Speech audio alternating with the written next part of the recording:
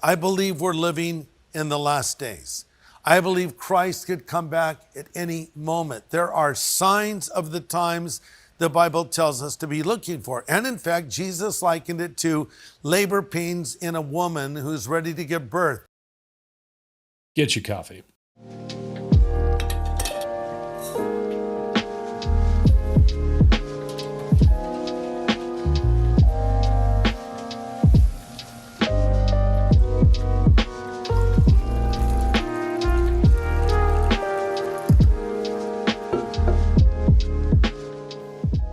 That was Pastor Greg Laurie at Harvest Christian Fellowship in Riverside, California, a little more than an hour north of where I live in North San Diego County. I read an article yesterday morning that appeared on the Daily Star's website. The Daily Star is a British publication. The headline for the article was, "Radical Christians Reckon Ukraine War is a Sign of Jesus' Return and the End Times." The feature portrayal of the radical Christians, according to the Daily Star, was Southern California Pastor Greg Laurie. I had to laugh a bit when I saw Greg's picture pop up when I clicked on the link for the article and then watched the video of Greg that the article cited as evidence of his radicalism. Greg Laurie is not a radical Christian.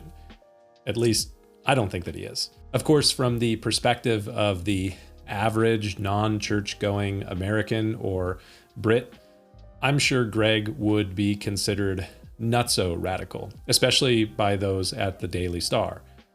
Anyway, the video referenced by the article was released on Greg Laurie's YouTube channel. In it, he references passages from the Olivet Discourse, which is found in Matthew chapter 24. Which the Daily Star referred to as Matthew chapter 42. Perhaps they mixed up Douglas Adams's Hitchhiker's Guide to the Galaxy with Jesus's Olivet Discourse. I watched Greg's radical video. I'll link it down below in the show notes. I certainly don't think that it is radical. It's pretty much exactly what you would hear in a large number of Protestant churches in America. Anytime you have world-shaking, cataclysmic events, like we've had over the last couple of years, people begin asking questions like, is this the end of the world? Are we living in the last days?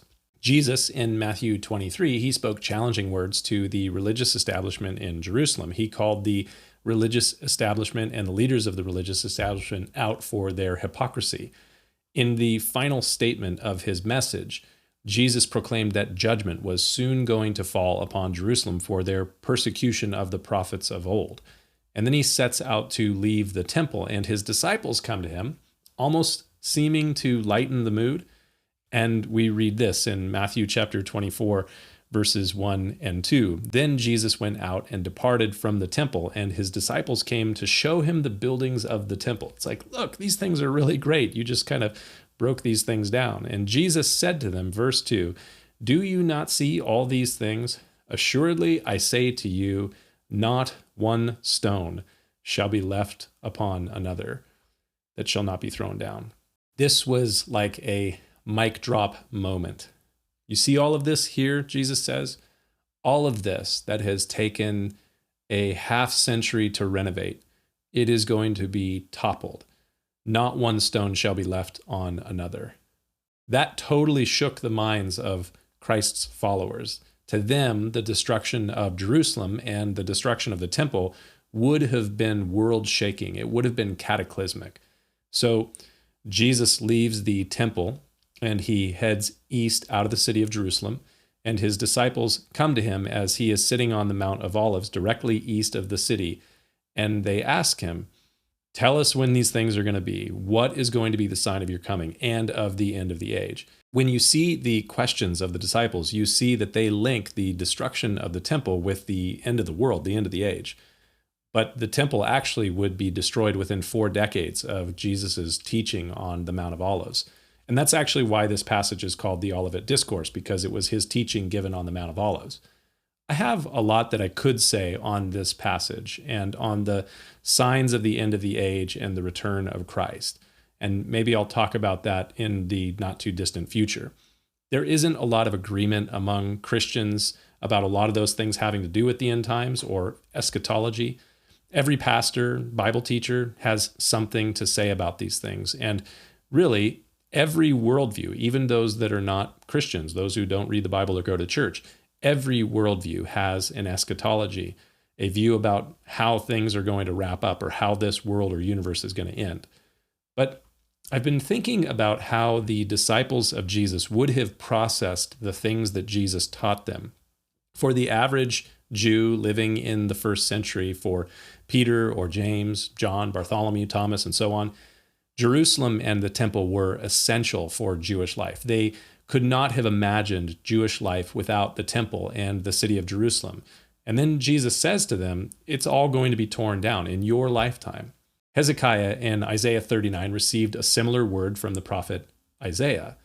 Isaiah basically said, listen, Hezekiah, everything in your city is going to be torn down or carried away captive to Babylon. And within 115 years of Isaiah's prophecy, that's exactly what would happen. In August of 589 BC, the armies of Nebuchadnezzar of Babylon would destroy the temple and the city of Jerusalem. So how do you process things when you have just been told that within a generation or two, your nation will be destroyed?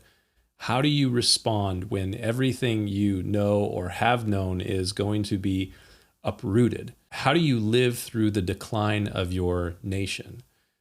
Well, if you are a follower of Christ, one of those radicals like Greg Laurie or maybe like me, you realize once again that this place, this world, this nation, all the great cities of this nation, this is not our ultimate hope or our ultimate home. As I said a moment ago, every worldview has an eschatology.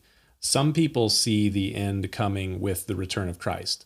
Some people are awaiting a final tribulation and Armageddon.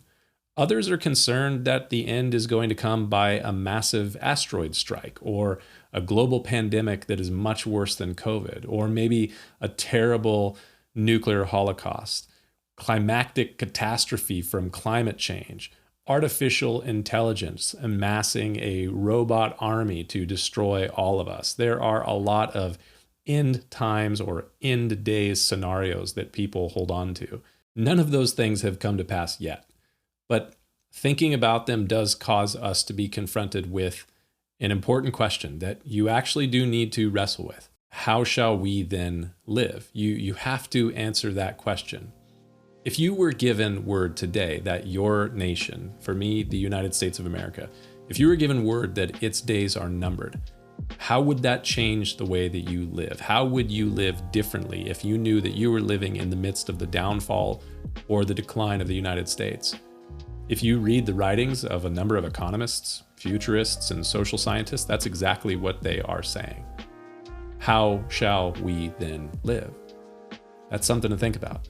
We'll see you next time.